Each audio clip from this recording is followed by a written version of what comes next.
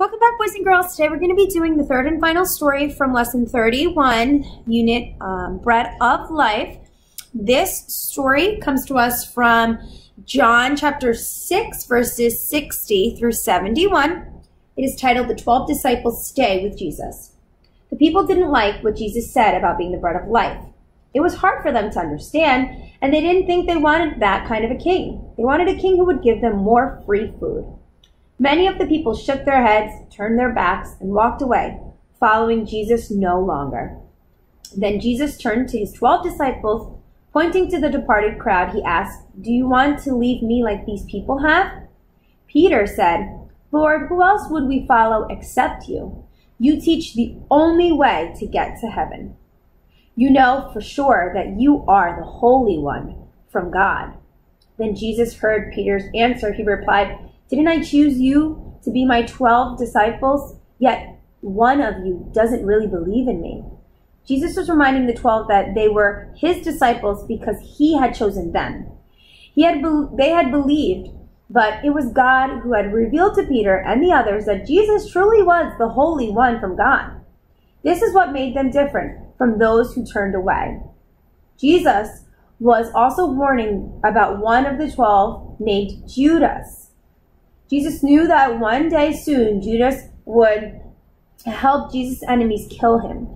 Though Jesus was approaching the time of his death, he was completely in charge and everything was happening according to God's wonderful plan. In the story, we learn that Jesus guards his children's heart. Because Jesus guards his children's hearts, we have no reason to be boastful, which means to be show-offy or think we're better than anyone else.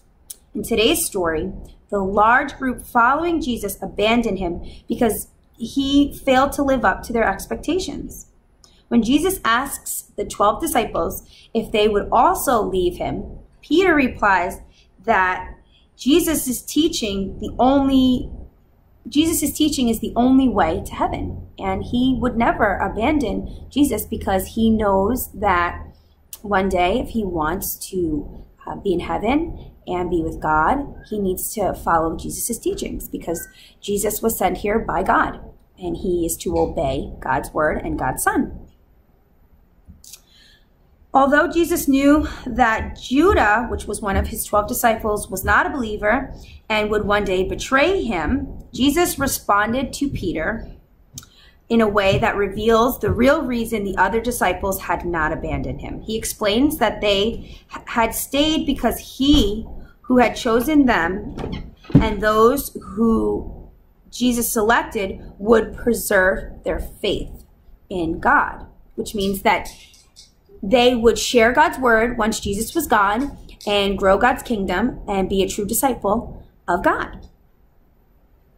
As God's children, boys and girls, the 11 disciples who believed were chosen by him and protected by his power. Remember, boys and girls, that as Christians, we will continue to follow Jesus Christ until we one day are in heaven with him because we are guarded by God's power and God guards our heart. And when we open our heart up to him, he's always going to protect us. He's going to, in the Bible, we learn about putting on God's armor to protect us from evil spirits. And you can find that story in the Bible.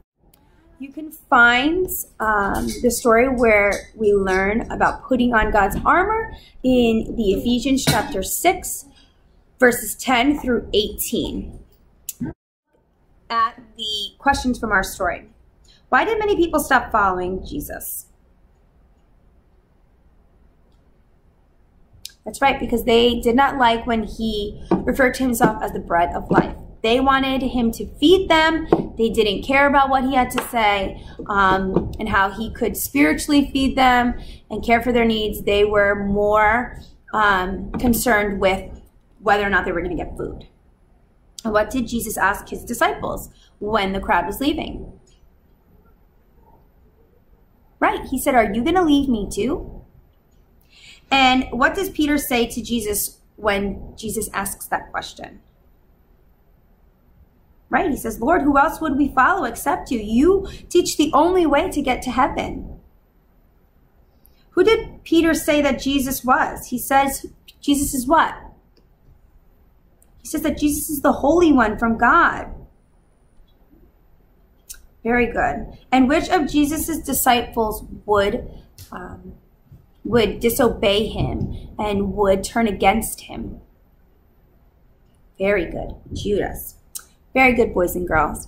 So I'm going to encourage you to take what we've learned from these stories during our Bread of Life chapter 31 and really just let it all sink in. Think about it. Think about how much God has blessed you, how much he loves you, how much he protects you. He guards your heart, right? We learned that he guards our heart, that he sent his only son to be the bread of life for us, to spiritually feed us and nurture us with God's word so that we may grow to be one of his disciples. Think of all the things that God does to draw us near him, and all the things that he does to protect us. Like we learned in the Ephesians chapter 6 when we talked about putting on the armor of God. I encourage you, boys and girls, to sit, reflect on those things, and get to know God.